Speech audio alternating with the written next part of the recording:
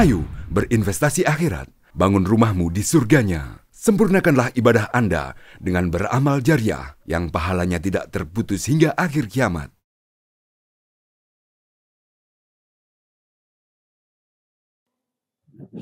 Bismillahirrahmanirrahim. Assalamualaikum warahmatullahi wabarakatuh. Alhamdulillahi rabbil alamin, alladzi anzala as-sakinata fi qulubil mu'minin liyazdadu imanan ma'a imanihim. Ashhadu an la ilaha illallah wahdahu la syarika lah wa ashhadu anna Muhammadan 'abduhu wa rasuluh. Allahumma fasalli wa sallim wa barik ala sayyidina Muhammadin wa ala alihi wa ashabihi ajma'in. Hadirin sidang jamaah subuh insyaallah dimuliakan dan dirahmati oleh Allah Subhanahu wa taala. Alhamdulillah, patut kita kembali mensyukuri atas nikmat yang Allah titipkan kepada kita sebagai amanah, sehingga amanah itu kita mampu menerapkan, melaksanakan segala bentuk perintah Allah, menuju ke tempat ini sama-sama mendirikan salat subuh secara berjamaah. Salawat dan salam kita curahkan kepada baginda Nabi Allah Muhammad Rasulullah sallallahu alaihi wasallam. Jamaah subuh yang dimuliakan oleh Allah, menukil dalam sebuah perkataan yang sangat bijak bahwa zahaban nisfu Ramadan wa nisfuhu zahaba.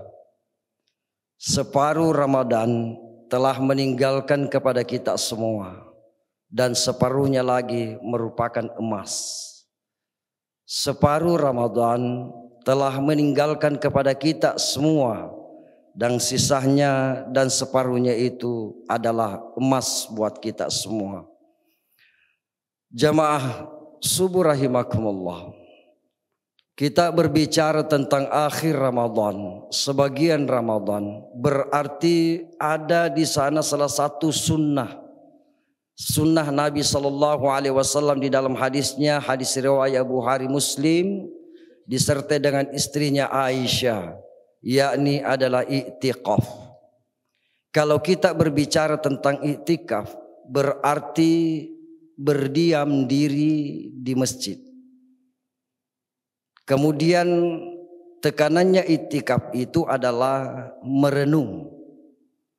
Tekanan daripada i'tikaf itu adalah merenung, berkontemplasi antara hamba dengan Allah. Itu intinya i'tikaf. Merenungi diri sendiri terkait dengan kesalahan-kesalahan, dosa, dan tujuan kita ke depannya. Kemudian kita memohon kepada Allah Subhanahu wa taala sebagai petunjuknya. Jamaah subuh yang dimuliakan oleh Allah, di dalam Al-Qur'an pada surah Al-Baqarah ayat 187, Allah Subhanahu wa taala berfirman, "Uhilla lakumul lailatas siyamir rafathu ila nisaikum hunna libasul lakum wa antum libasul lahun alimallahu annakum kuntum takhtanuna anfusakum fataba alaikum wa afa ankum fal'ana bashirukunna wabtagu ma kataballahu lakum wa kulu washrabu hatta yatabayyana lakumul khaytul abyadu minal khaytil aswadi minal fajr thumma atimus siyama ilal lail," dan seterusnya. Ayat ini berbicara tentang di malam hari antara suami istri itu adalah dihalalkan. Kulu washrabu, makan dan minumlah di malam hari itu. Akan tetapi wala tubashiruhunna, tetap berada pada malam itu, kemudian engkau dibatasi oleh berhubungan antara suami istri, tentunya adalah dalam keadaan iktikaf. Iktikaf itu adalah Rasulullah Sallallahu Alaihi Wasallam pernah melaksanakan iktikaf di siang hari. Bila mana beliau melaksanakan iktikaf di siang hari, maka diawali dengan sebelum terbitnya fajar, sesudahnya melaksanakan salat subuh. Akan tetapi para ulama kita sepakat bahwa yang namanya iktikaf itu adalah ada pada akhir 10 Ramadan. Rasulullah Sallallahu Alaihi Wasallam bersabda bahwa beliau jikalau tiba pada saat 10 akhir Ramadan, maka beliau mengikat erat-erat pinggangnya, kemudian memanfaatkan waktunya dan malam itu berada pada masjid. Di dalam satu buku yang berjudul Ensiklopedia Tasawuf yang dikarang oleh Profesor Dr. Syarif Hidayatullah, buku ini adalah berbicara tentang hakikat daripada iktikaf. Ternyata iktikaf itu adalah bukan hanya sekedar menuju ke masjid untuk menjaga waktu dan menghabiskan waktu, kemudian dimanfaatkan waktu itu bersenda gurau, kemudian bercakap-cakap yang tidak bermanfaat. Ada yang memaknai bahwa iktikaf itu menuju ke sebuah masjid, kemudian bercerita, kemudian menunggu waktu masuknya salat subuh. Jamaah salat subuh rahimakumullah. Iktikaf itu adalah ibarat orang yang dalam keadaan mati sebentar, dalam keadaan tertidur, kemudian tidak sadar. Maka iktikaf itu adalah akan mendorong hati seseorang untuk bangkit menjadi sadar secara spiritual, merenungi dirinya, kemudian berkontemplasi kepada Allah, memohon petunjuk, memohon ampunan segala dosa-dosa kepada Allah Subhanahu wa taala dalam keadaan merenung, menghilangkan persoalan-persoalan dunia. Jamaah subuh yang dimuliakan oleh Allah, ada adab-adab yang terkandung di dalam iktikaf. Adab yang terkandung di dalam iktikaf itu yang pertama adalah apabila seseorang sudah memasuki tempat masjid, tempat untuk beriktikaf, karena iktikaf itu adalah ada beberapa pemahaman terkait masalah tempat. Apakah boleh iktikaf di musholla, di surau, atau apakah boleh iktikaf di rumah, ataukah boleh iktikaf di masjid-masjid yang sedang-sedang saja, atau apakah boleh iktikaf di masjid jami. Maka dengan buku ini ditekankan bahwa lebih afdalnya iktikaf itu adalah di masjid-masjid jami. Makanya di masjid kita ini, Masjid Raya ini, luar biasa orang iktikaf, karena memahami bahwa ternyata orang yang iktikaf di masjid jami itu ada terkait dengan sangat erat kaitannya kepada jamaah-jamaah yang selalu ditempati beribadah di setiap waktu begitu banyak. Jamaah subuh rahimakumullah. Jadi adabnya itu adalah apabila Rasulullah Sallallahu Alaihi Wasallam telah memasuki tempat iktikafnya, maka Rasulullah Sallallahu Alaihi Wasallam tidak pernah meninggalkan dirinya antara masjid dengan rumah. Ada yang iktikaf begitu jamaah. Setelah masuk ke dalam masjid, dia membiarkan dirinya kembali ke rumahnya untuk mengambil keperluan, bahkan untuk kembali melakukan percakapan dengan istrinya dan lain-lain sebagainya. Ternyata bahwa apabila sudah masuk ke dalam masjid untuk iktikaf, maka tidak boleh lagi mengeluarkan badan seluruh tubuh kita dari masjid. Rasulullah Sallallahu Alaihi Wasallam kepada istrinya, tiba-tiba Rasulullah memerlukan sesuatu dalam keadaan iktikaf, maka Rasulullah hanya mengeluarkan kepalanya di jendela, kemudian mengambil keperluan itu dari istrinya. Aisyah mengatakan, saya melihat bahwa Rasulullah Sallallahu Alaihi Wasallam itu tidak mengeluarkan tubuhnya sepenuhnya, namun hanya dikeluarkan kepalanya di jendela untuk mengambil keperluannya. Yang kedua, adab itikaf. Adab itikaf itu adalah tidak dibenarkan membawa sebuah catatan atau buku-buku selain daripada Al-Quran. Karena konsentrasi dijaga dalam itikaf. Konsentrasi sepenuhnya yang dijaga dalam itikaf. Di dalam buku ini menerangkan bahwa apabila membawa sebuah catatan atau buku, kemudian membaca berdasarkan dengan buku, maka konsentrasi antara hamba dengan Allah itu adalah tertuju kepada konsentrasinya kepada buku. Itu adab-adab itikaf. Kemudian yang selanjutnya bahwa adab itikaf itu apabila ada tetangga yang meninggal ataupun dalam keadaan sakit, kita tidak dibenarkan juga menjenguknya ke dalam keadaan itikaf. Akan tetapi apa yang membiarkan kita, membolehkan kita keluar dari masjid, tentunya yang pertama apabila air wudu kita ingin perbarui atau membuang hajat atau ada keperluan yang sangat mendesak di rumah kita, seperti mungkin dalam keadaan sakit yang sangat darurat sehingga dia mau tidak mau harus kembali ke rumahnya, itu diperbolehkan. Selain daripada itu tidak dibenarkan dalam itikaf. Jamaah subuh yang dimuliakan oleh Allah, amalan-amalan apa yang harus dilakukan dalam itikaf? Amalan yang dilakukan di dalam itikaf itu adalah ada namanya salat lail. Kalau kita berbicara tentang salat lail, berarti salat sunat yang dilakukan pada malam. Salat sunat yang dilakukan didirikan pada malam. Mau salat hajat, mau salat taubah, mau salat istihara, dan mau salat tasbih, dan mau salat tahajud dan lain sebagainya. Karena salat-salat sunat yang didirikan pada malam hari. Jamaah subuh rahimakumullah. Ada sebuah salat yang dipesankan oleh Rasulullah kepada pamannya Abu Thalib.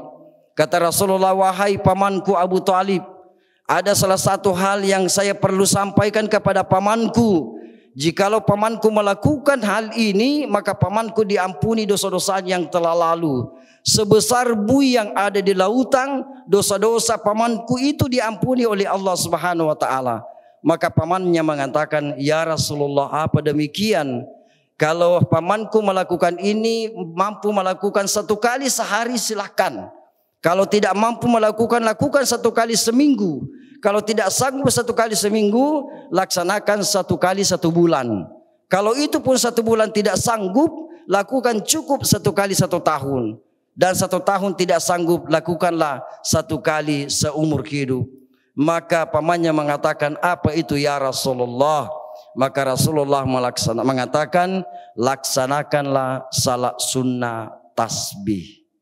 Salat sunnah tasbih itu 4 rakaat.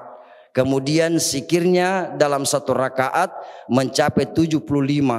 75 dikali 4 rakaat mencapai 300 tasbih yang kita baca dalam pelaksanaan salat sunnah tasbih.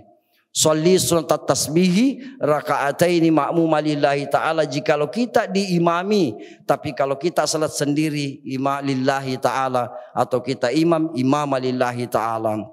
Kemudian setelah itu tetap kita membaca doa iftitah, kemudian membaca surah Al-Fatihah, kemudian membaca ayat yang kita hafal. Setelah selesai ayat yang kita hafal, kita berdiam sejenak. Berdiam sejenak, kemudian kita membaca zikirnya, subhanallah walhamdulillah wala ilaha illallah wallahu akbar, sebanyak 15 kali. Kemudian setelah itu kita ruku. Di dalam ruku ditambah lagi 10 kali, sudah 25 kali. Kemudian bangkit dari ruku, sami Allahu liman hamidah, ditambah lagi 10 kali, sudah 35 kali. Setelah itu kita sujud. Di dalam sujud pun kita menambah 10 kali, sudah 45 kali. Bangkit dari sujud ditambah lagi 10 kali, sudah 55 kali. Kemudian kita sujud kembali, ditambah lagi 10 kali, sudah 65 kali. Kemudian kita bangkit dari sujud, jangan langsung berdiri ambil rakaat kedua, bangkit dari sujud ditambah 10 kali, sudah 75 kali. Kemudian berdiri mengambil rakaat yang kedua. Jadi 75 dikali 4 rakaat itu mencapai 300 tasbih yang kita baca di dalam pelaksanaan salat sunat tasbih. Jamaah salat subuh rahimakumullah. Maka oleh karena itu, untuk mencapai semua itu adalah ada 3 hal terkait masalah keikhlasan, kategori keikhlasan. Ada 3 kategori keikhlasan yang senantiasa harus kita penuhi di dalam diri dalam pelaksanaan segala macam ibadah kebaikan. Tentunya yang pertama adalah ada orang yang ikhlas itu karena benar-benar ridhonya Allah. Dan ada juga orang yang ikhlas karena akhirat. Dan ada juga orang yang ikhlas karena persoalan dunia. Orang yang ikhlas melaksanakan ibadah karena benar-benar menginginkan ridhonya Allah. Kalau berbicara tentang ridho, berarti tidak ada harapan kita kepada Allah. Kalau ada orang yang salat, puasa, salat lail atau itikaf, kemudian dia menginginkan bahwa supaya kita nanti masuk ke dalam surga, supaya kita nanti tidak masuk dalam neraka, berarti itu harapan kita. Harapan kita melaksanakan puasa supaya tidak masuk neraka, berarti itu harapan. Kita melaksanakan puasa supaya kita masuk surga, padahal itu harapan, itu benar. Akan tetapi yang diutamakan adalah melaksanakan puasa dan ibadah itu karena hanya ridhonya Allah. Maka dengan ridhonya Allah yang ada dalam pola pikir kita, maka disitulah lahir kehusyuan dalam ibadah. Kemudian yang kedua, ada orang yang ikhlas karena akhirat.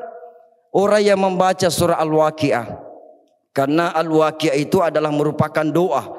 Katanya kalau baca surah Al-Waqiah itu mempermudah rezeki, memperkaya diri, memperlancar rezeki. Kemudian orang yang membaca surah Al-Waqiah karena ada harapan, harapannya adalah supaya dia nantinya kaya, maka itu adalah harapan. Harapan kita baca Al-Waqiah supaya kaya. Ternyata dikaji bahwa membaca surah Al-Waqiah benar dengan tujuannya untuk memperlancar rezeki atau kekayaan, tapi namun diserahkan dulu sepenuhnya kepada Allah. Kita membaca Al-Waqiah karena benar-benar Allah, benar-benar ridhonya Allah, maka Allah lah nanti akan membalas daripada bacaan-bacaan surah Al-Waqiah kita itu. Dan yang terakhir adalah ikhlas tentang dunia. Ya, terkadang kita menolong seseorang karena ada tendensi lain. Terkadang kita membantu orang karena ada keinginan-keinginan yang lain kita inginkan. Betul-betul bukan karena ditujukan kepada Allah Subhanahu wa taala. Jamaah subuh rahimakumullah. Maka oleh karena itu, di akhir 10 Ramadan ini, mulai dari awal Ramadan sampai akhir, ada beberapa rukun di situ yang patut kita laksanakan dengan baik. Tentunya yang pertama adalah berpuasa, hukumnya wajib. Kemudian melaksanakan salat adalah hukumnya wajib. Zakat hukumnya wajib. Dan syahadat hukumnya wajib. Dan itu pun naik haji bagi orang-orang yang mampu, hukumnya wajib. Dan yang ada di dalam bulan Ramadan itu antara puasa dengan zakat fitrah. Mari kita melaksanakan hal itu, rukun-rukun itu, mudah-mudahan terwujudlah segala keinginan kita yang ada pada diri kita akan mampu merubah diri kita. Kita keluar dalam bulan suci Ramadan kembali benar-benar seperti bayi yang dilahirkan dalam keadaan fitrah. Marilah manfaatkan bulan ini. Tidak ada manusia mampu memprediksikan dirinya bahwa insya Allah tahun depan saya masih berada pada bulan Ramadan. Tidak ada kita manusia yang ini adalah misteri. Tidak ada yang tahu apa yang terjadi sebentar dalam diri kita. Dan apa yang terjadi di esok dan seterusnya. Hanya Allah yang tahu. Itu semuanya adalah Allah punya skenario. Kita ini hanya berusaha dan melaksanakan perintahnya Allah Subhanahu wa taala dan tentunya menjauhi larangan Allah Subhanahu wa taala. Demikian ceramah subuh yang saya sempat sampaikan pada kesempatan ini. Mudah-mudahan ada manfaatnya kepada kita semua. Yang bermanfaat mari kita terapkan dan menjadikan bermanfaat kepada diri kita dan bermanfaat kepada orang lain. Lebih dan kurangnya mohon dimaafkan.